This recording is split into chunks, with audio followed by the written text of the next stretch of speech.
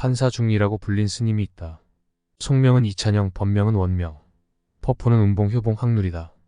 해명 스님은 종정열전이라는 책을 통해 이는 사실이 아니라고 밝혔다. 하지만 그가 판사냐 아니냐는 중요하지 않다. 스님으로서 효봉 선사는 깨달은 선지식이었다. 전해지는 출가 전 이야기를 잠깐 해보자면 이렇다. 평남 양덕 출신으로 어려서부터 매우 총명해 12살에 사서 삼경을 통달했지만 가보경장 때 인재 등용 쇄신의 일환으로 과거 시험이 폐지되면서 신학문을 배웠다. 평양 광성보통학교와 고등보통학교를 졸업하고 일본으로 건너가 와세다 대학 법학과에 들어갔지만 8개월 만에 중퇴하고 조선인 최초 판사가 되었다. 판사가 된 효봉은 조선인 독립투사에게 사형 선고를 내려야 하는 현실에 인간적 고뇌에 빠져 법폭을 폈고 아내와 자식을 뒤로 한 채 집을 나가 엿판을 메고 전국을 돌아다녔다. 효봉 선사가 엿장수로 전국을 돌아다닌 것은 사실이라고 한다. 아마도 효봉 선사의 출가 전 삶이 꽤 극적이라서 이런 이야기가 보태진 것 같다.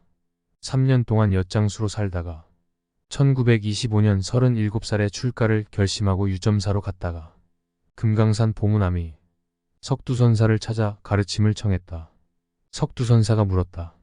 어디서 왔는가? 효봉이 답했다. 유점사에서 왔습니다. 석두선사가 물었다. 몇 걸음에 왔는가? 효봉은 벌떡 일어나 큰 방을 성큼성큼 걸으며 돌면서 말했다.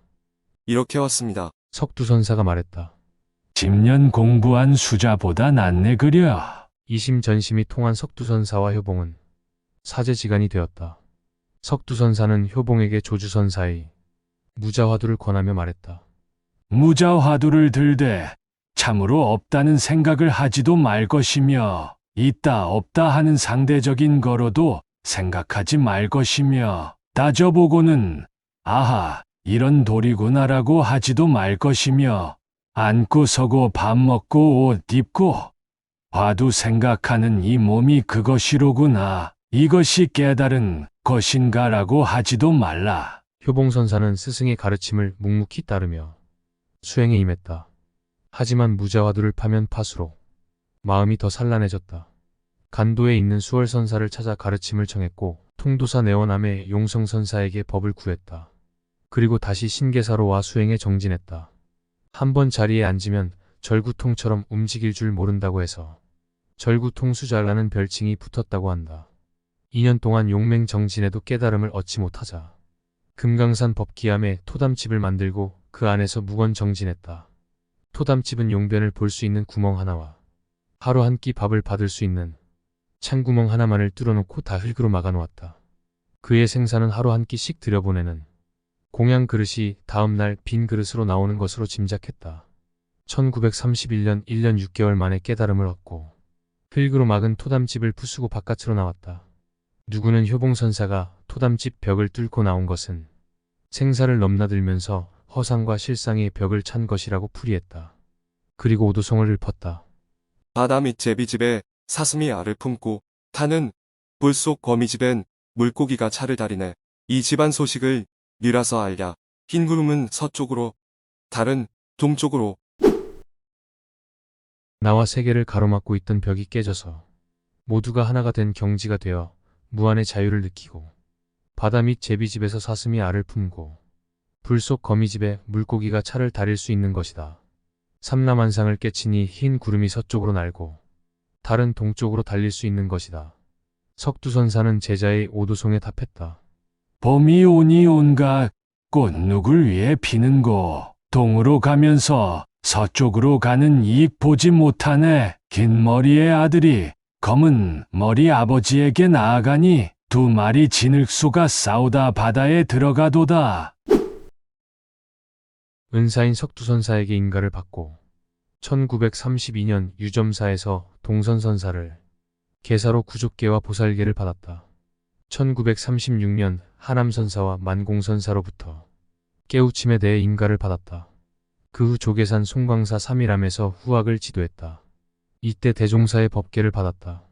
1946년 해인사 가야총림이 초대방장으로 추대되어 많은 후학을 양성했다. 그의 제자로 구산 일각법정스님 등이 있다. 효봉선사는 금강산을 떠나 송광사에 머무르면서 진울의 16대 법손인 고봉선사로부터 몽중설법을 듣고 효봉이라는 법호를 받는다.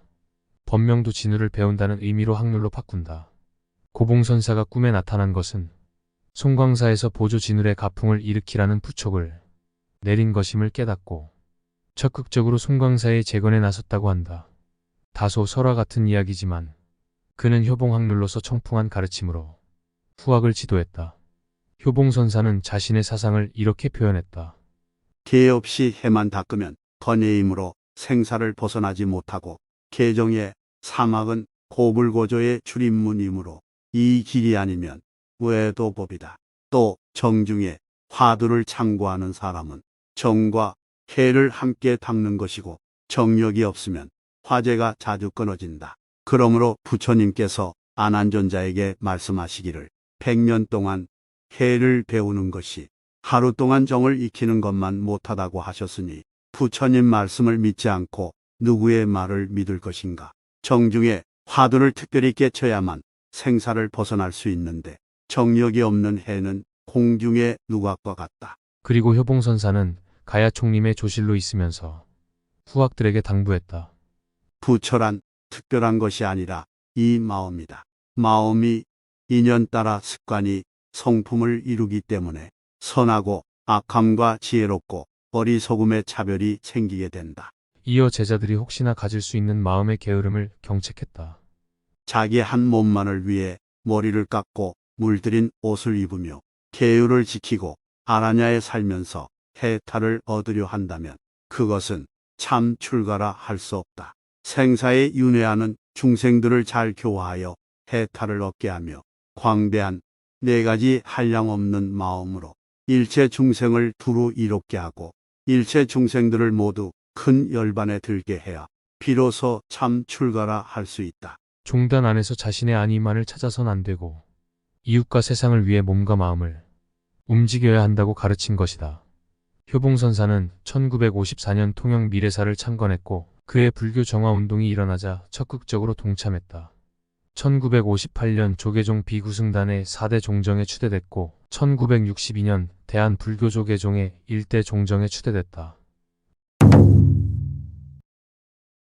금강산에서 효봉은 만공선사를 만났다. 효봉이 물었다. 전하의 살인하기를 좋아하는데 그는 누굽니까? 만공이 답했다. 오늘 처음으로 보겠구나. 이에 효봉이 물었다. 화상의 머리를 갖고 싶습니다. 이 말에 만공선사가 머리를 숙여 그 앞에 대니 효봉은 절을 하며 뒤로 물러났다. 이번에는 만공선사가 물었다. 세종께서 대중을 거느리고 길을 가시다. 어느 지점을 가리키면서 절터가 아주 좋다 하시니 재석 천왕이 풀한 포기를 거기 꽂아놓고 절을 다 세웠습니다 라고 할 때 세종께서 미소만 짓고 답하지 않으셨으니 그 뜻이 무엇인고? 효봉은 답했다.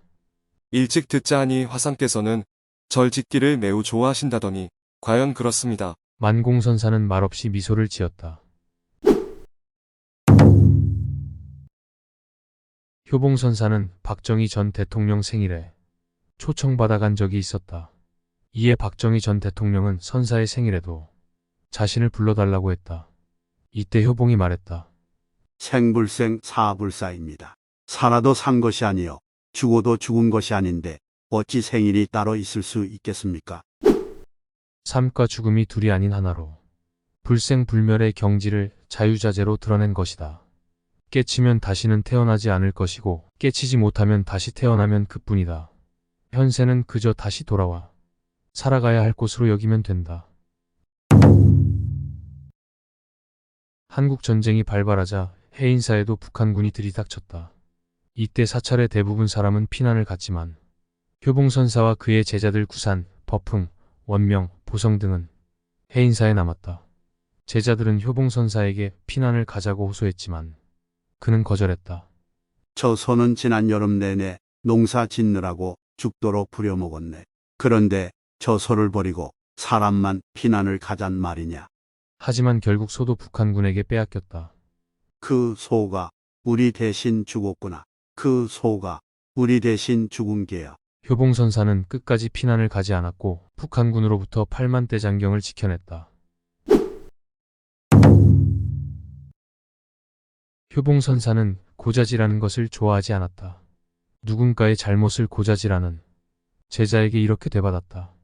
너나 잘하면 될 것이지 어쩌자고 남의 허물만 고자질하느냐. 너나 잘하거라.